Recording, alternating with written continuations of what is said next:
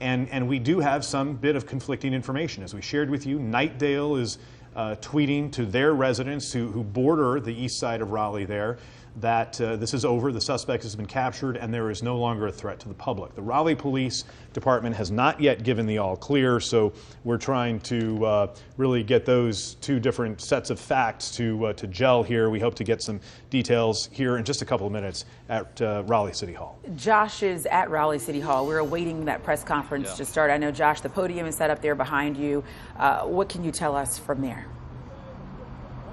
Yeah, we rushed down here once we were told that there'd be a news conference. Of course, man, I tell you, Stephen, Lauren, it is just lights and sirens pretty much wherever you go here in the capital city tonight. That is just a fire truck leaving, so hard to know if that has any relation to what's going on in East Raleigh tonight. That is leaving the downtown station right in front of me. But as far as we know, my talking to sources just minutes ago, the situation has not yet been resolved. My understanding is that the suspect was barricaded inside of a barn in East Raleigh. I'm not exactly sure where, off of in the Hedingham neighborhood. Sorry for looking behind. I'm seeing if the mayor or city officials are approaching us, but that the suspect who shot multiple people tonight, including 2 police officers, is barricaded inside of a barn, and that initially so maybe this is related, hard to know. But the suspect who shot at least 2 officers, multiple people tonight, is barricaded inside of a barn, and that they initially had sent some sort of a drone in there to try and get that suspect out, or to at least see how he was doing, because they also believe, that source tells me, they believe that the suspect was also shot in some way. So that drone apparently did not work, so they had to send another piece of technology in there to figure out how he's doing. It seems that it's a bit of a waiting game here, and perhaps that is what's taking city officials a bit longer. They're waiting for this to resolve, because we did see, of course, Stephen, Lauren, you mentioned that Nightdale is telling folks that the situation is over and those folks can rest easy tonight. Again, as soon as we do get this news conference underway from Raleigh Mayor Mary Ann Baldwin, as well as Raleigh Police and city officials here, we'll bring that to you and hopefully get some confirmation about who this person is, who pulled the trigger, some official count on the number of people shot, as well as how those police officers were doing. Again, I've heard one officer, off-duty officer, is dead tonight. Another was shot somewhere in the leg area. So as soon as we do get confirmation on that, on anything else, of course, we'll have that for you here on ABC 11. Back to you. All right, Josh, just flag us when someone steps up to the podium, and we'll go back to that. I think it's important to note, Steve, because a lot of people are asking on social media about the conflicting reports. You know, this person saying this station, this agency.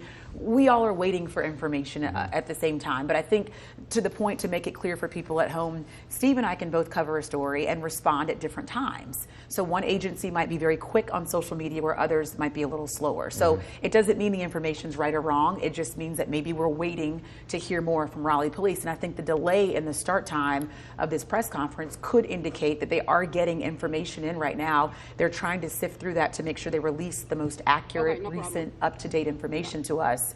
I know the public wants to know. That's always, the waiting game is the hardest part of it all for all of us. But I think we have to be patient until we know for sure what happened. You're absolutely right, and that's why we're providing for all of you who are watching right now the information as we're getting it from our law enforcement sources and from people in the neighborhood and from eyewitnesses. We have this story, we're working it, this tragedy that unfolded in the Hedingham neighborhood. We're covering it from every angle right now as we try to get you the most concrete information. And as we say, the caveat through the evening has been the details are changing, and they will continue to change. And that's understandable in any kind of event like this, that the facts are always evolving. The details are changing as we get more information. Again, zooming into the map there to show you where this began in the 5 o'clock hour, East Raleigh in the Hedingham neighborhood. It was Bay Harbor Drive and Osprey Cove Drive, where people were told initially to shelter in place, remain inside, lock their doors, and call 911 if they saw anything suspicious. That's where the hunt for the gunman began. That's where the shooting began, there along the Neuse River, along the Neuse River Greenway Trail, a very popular recreation spot. And from Chopper 11 earlier, we saw that was really where the focus of the manhunt was underway. We saw law enforcement officers on a pedestrian bridge and going through neighborhoods there block by block as they were searching for this person. And now it appears, based on the information that we're getting and where our crews have been positioned watching the law enforcement activity through the evening, that this gunman made his way across the Neuse River, farther east into Raleigh, closer to I-540, in an area that was around Buffalo Road and north of Old Mill Burney Road. So between Old Mill Burney, say, and Buffalo Road there in East Raleigh. In that neighborhood that Raleigh police were telling us over the past couple of hours where people needed to remain inside and on alert. So that would be Tar Heel Club Road and the area near Old Mill Burney Road. It was that area. And we're trying to get a crew closer into that part of East Raleigh right now, kind of an area neighborhood near Beaver Dam Lake and Beaver Dam Elementary School. So that's the area where the law enforcement activity has continued to be concentrated here through the evening. Yeah, it has spread across multiple scenes, and our crews have spread across the scenes to find out what they have. We know in that neighborhood earlier, we heard from a woman who was there with her oldest child in the house. She described hearing things. Jamise Price talking to a lot of people tonight about this feeling of frustration, not being able to get into their neighborhoods as Raleigh police conduct this investigation. And that could be what we are seeing when you know a law enforcement officer has been shot, or anyone for that matter. That's now a crime scene. So a lot of people have to understand that too. You know, your front yards and backyards are now part of a crime scene, and those have to be preserved so the investigation can continue. And so, yes, it is frustrating, and yes, it's probably unsettling, unnerving. It's horrible tonight for these families, but we're still waiting for some details to find out more about why some of these streets are blocked off. And when you look at these live pictures, this is very unusual for Raleigh at 8:49 in the evening for there to be traffic like this, and for us to see, you know, brake lights for a long distance there. So we're still waiting for that information to come to us, but of course this is usually very quiet, and as we heard Jimmy say, one of the neighbors say, it's safe, and we don't have things like that happen here. Tonight that's different. And that's a very important point you make, that there is frustration among those people who want to get home. It's been a long day, they want to get home, they want to be together with their families, they want to comfort each other at this time of trauma and tragedy there in their neighborhood.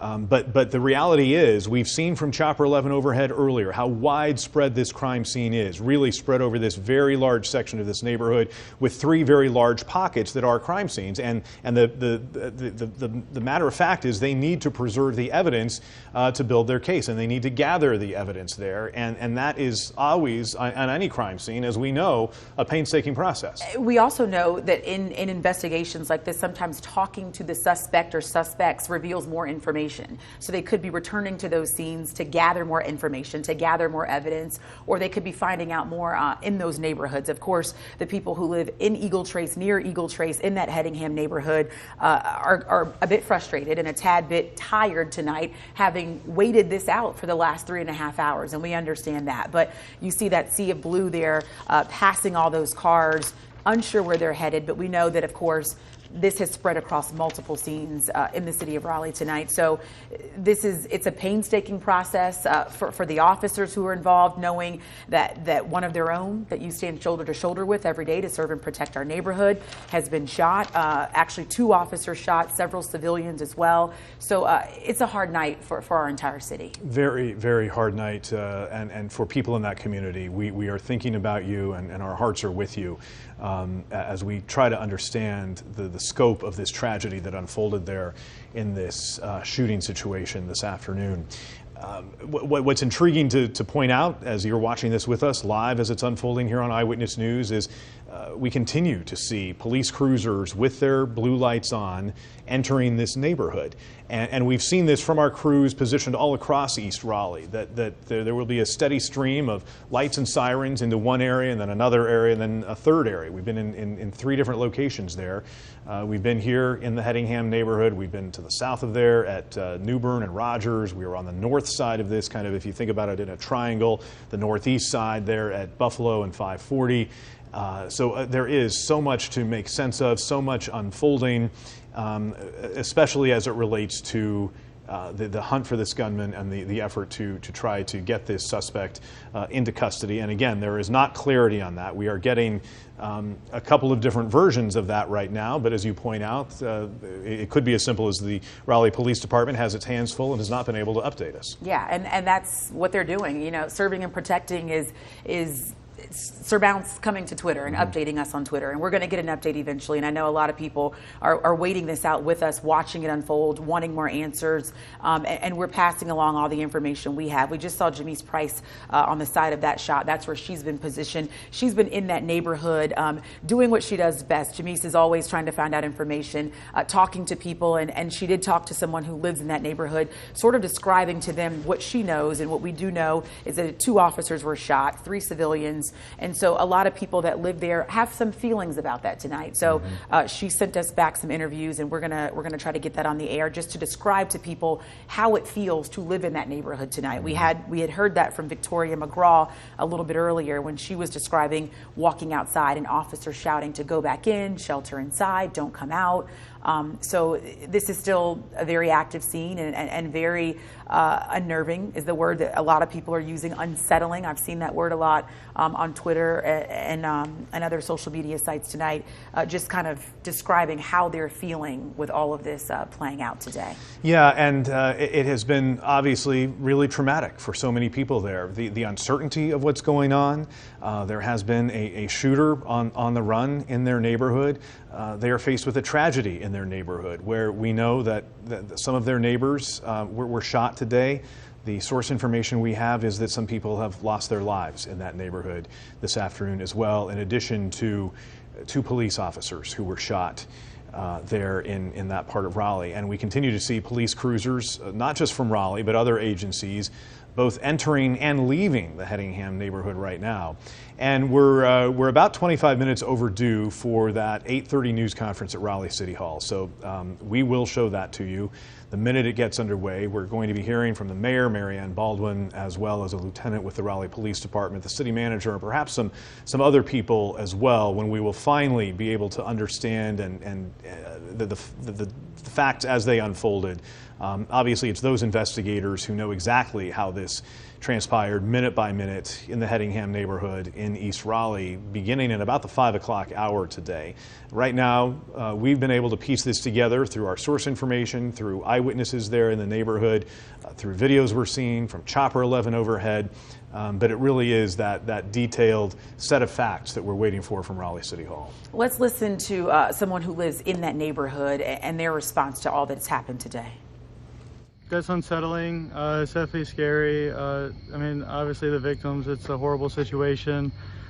You know, I think all we can do is just wait for the details and see, you know, kind of what happened. And, you know, if it's, I don't think this is a dangerous area at all. I don't know anything about the situation, but from the details I've gathered from everyone else here, I don't think there's any long-term implications of what happened, but it's definitely going to be weird for a while knowing that everything happened here. All right, just say. That is a man we talked to there. Jamise Price spoke with him in the Hedingham neighborhood in East Raleigh, and I think that just affirms what we know is happening there, that there is so much uncertainty. Yeah. A terrifying afternoon is the baseline for everyone, but the details from there are still unclear. I think tonight what I'm noticing on social media, Steve, at this point is the big question is whether this suspect is captured. And I think a distinction that we can make as journalists, and you and I know this, contained does not mean captured. So he could be contained. Right. They could know where he is, in a garage, in a barn, in an area, does not mean he's captured and in police custody at this time. So maybe that's a distinction that'll help people understand where we stand tonight, that it's not conflicting reports, but that maybe they know where he is, they are aware of where he is, they're trying to get in there. Josh told us about his sources reporting a drone going in, having some technical problems. Joel Brown corroborated that and talked about he heard the same thing. So contained does not mean captured, but maybe they are closer to getting to that point. And that would also help us explain why Joel Brown was able to observe there at Buffalo Road and 540. They opened Buffalo Road. They opened that on-ramp to 540, that was no longer, they didn't feel the need out of safety to close that part of Raleigh down, that they have this person, we do understand, isolated and that there was no threat at that point. So that would explain why that unfolded. Yeah, contained to a certain specific area makes that person no longer a threat to the public in that area, since they have their eyes on him. So maybe that's a distinction that we can make to help people understand, because I see that's a lot of the talk, is the confusion over the reporting. I think hearing from a different agency and not hearing from Raleigh police yet. But again, their priority tonight is, of course, to capture this suspect, to make sure that they know the latest on these officers shot, and continue to stay in communication with WakeMed doctors at the trauma center there about these the victims of this shooting that started at 5 o'clock today. So that is their priority, and we will wait patiently. And it's been a long wait, and the waiting game is tough sometimes, but we have to do our due diligence and wait it out to find out the facts before we can pass along any more information. So we are still waiting for that press conference to start. We're about 30 minutes after that time, but I think that also indicates, Steve, that maybe this is why we're not hearing anything, because there's a lot of moving parts and pieces that could have been happening at the time they planned to start that press conference. And the City of Raleigh says, thanks for your patience. We are starting soon. They sent that message just 4 minutes ago. So we will take you there live to Raleigh City Hall as it gets underway here in the minutes ahead. Joel Brown is on the move right now, on the phone with us in East Raleigh. Joel, you left 540 and Buffalo Road after they opened Buffalo Road. Where are you now, and what are you seeing? Yeah, Steve, look, we got in the car and headed to where we thought that suspect was holed up inside that barn that we talked about earlier in the coverage. But once we turned on Old Mill Burney Road, it has turned into a parking lot. We are sitting here amidst dozens of other cars, obviously people just trying to get home at the end of the night. But at the end of this, I'm sure, is another Raleigh police barricade, perhaps in the neighborhood, this rural part of East Raleigh with some very large lots, some of them with large garages that look like barns. But we cannot get close to it at this point. So we are sitting on Old Mill Burney Road. We were trying to get a little closer to where we believe that this situation may have ended. But we just can't get close to it at this point. Old Mill Burney Road shut down at some point. We just can't see the barricade because we are so far back in this traffic right now. And just to orient our viewers, Joel, where you are, it's Old Mill Burney Road. This area that you're trying to get to, that we're focused on, is on the west side of 540 near Tar Heel Club Road. So it's essentially Tar Heel Club Road in Old Mill Burney. But as you say, things are really backed up. And it's a challenge for people to get there. All right, Josh Chapin is telling us that this press conference is starting, so let's go to his camera there at the municipal building. We see Mayor Marianne Baldwin is stepping up to the podium. Let's listen in.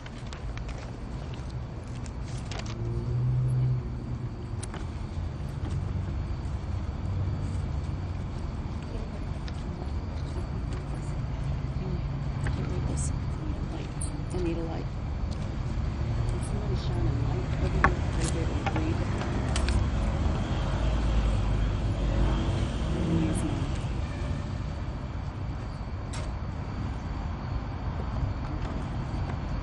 Thank you.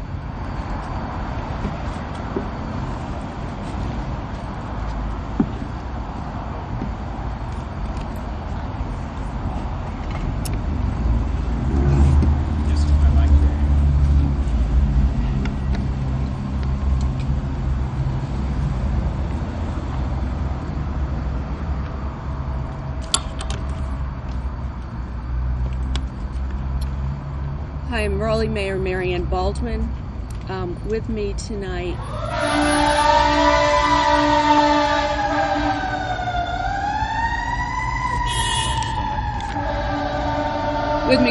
is our Chief Police Information Officer, Lieutenant Justin Borneo, our City Manager, Marshall Adams-David, our Fire Chief, Griffin, and Stephen Bentley from Parks and Recreation.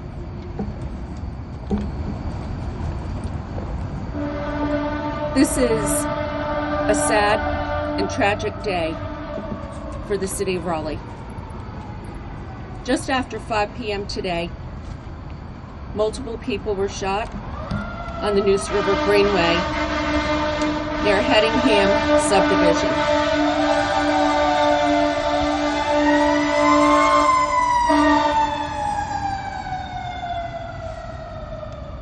There is currently an active investigation. At this time, what we can report is that RPD has confirmed 5 fatalities.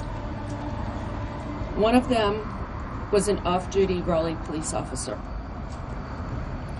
2 others were also transported to the hospital. One is a Raleigh police canine officer. Thankfully, he did not have life-threatening injuries. At about 8 p.m., Raleigh police reported that they had a suspect contained in a residence in the area. Raleigh police are being assisted by numerous local and state law enforcement agencies. I would like to thank Governor Cooper for his swift action in assisting us and providing us resources that we needed. And I'd like to thank him for his support during this very difficult time. I'd also like to thank all of the assisting agencies. We appreciate their help and their support. All of us in Raleigh right now need to come together. We need to support those in our community who have suffered a terrible loss, a loss of a loved one. We need to support the family of the police officer who was killed and also the police officer who was shot. It's a tragic day because Raleigh police have lost one of its own.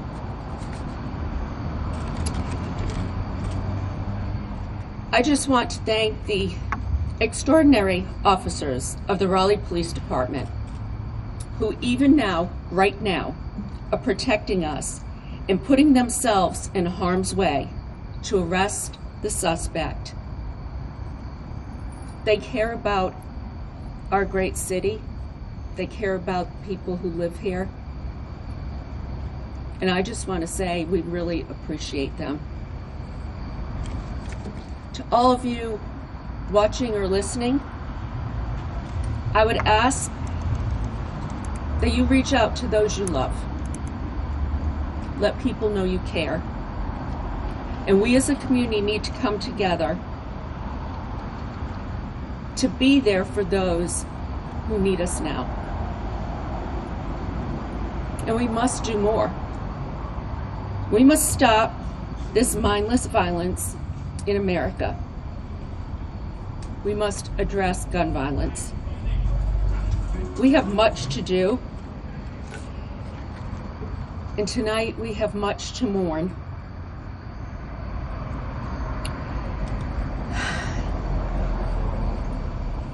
We will be back to report later to you this evening.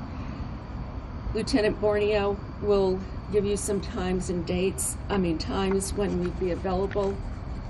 What I'd like to say right now too is may God bless all of us in our great city.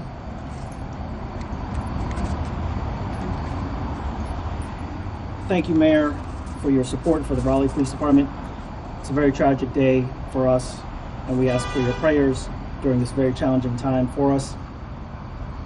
The chief has been at a professional conference. She is on her way back. We have been keeping her abreast of the investigation. She's been given up-to-date, minute-by-minute updates regarding the situation that is continues to evolve this evening. We can be happy to take any questions at this time. Keep in mind that this is an ongoing and active investigation, and any information is going to be limited. Lieutenant, can you speak to the other people that were shot tonight? You mentioned there were 5 fatalities, including that officer. Anything about those other 4 people that were shot out? At this time, we know that there were multiple injuries. We don't have any information regarding their condition. This is an active investigation. Are they all on the Greenway? Some were. That again is part of the investigation as we confirm their locations. Have you been able to communicate with the suspect in this case? What we know is the mayor has said that the suspect is contained. That suspect is contained. Well, I understand that, but have you been able to actually talk to them? I'm not asking about the nature of the conversation. you guys been able to talk back? We can certainly provide an update later regarding, again, this is an evolving investigation. Thank you very much. Hey guys, thanks for coming. Okay, that was our last question. We'll be back here in about an hour, and they've got to get back and get to work and as this investigation wraps up. So we will be back with you about 10:45 or so. Thank you. Julie's going to be here. Just hearing an update there from the mayor, you could hear in her voice shaking, Steve, and she did say, we must stop this mindless violence in America, after updating us that there have been 5 fatalities in our city tonight, including 1 off-duty RPD officer. Mayor Marianne Baldwin saying, we have much to do, but we also have much to mourn. Reach out to those you love tonight. We need to wrap our arms around the RPD community for their tragic loss tonight. And the one thing of so much concern for everyone in East Raleigh right now, what is the state of that gunman who has been on the run? And again, the detail we have there is, in a word, the mayor said the suspect is contained.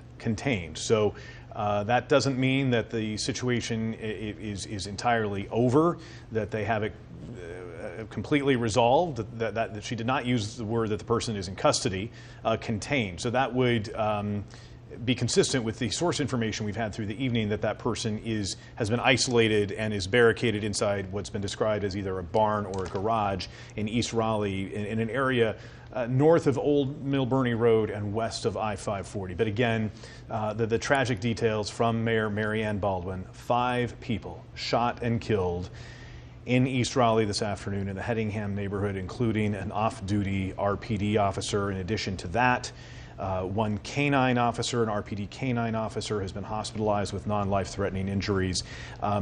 She said a total of 2 people were taken to the hospital. So that would mean there is 1 other person in addition to the officer who is at the trauma unit at WakeMed. And we had heard earlier some different numbers, but we did hear multiple people were shot.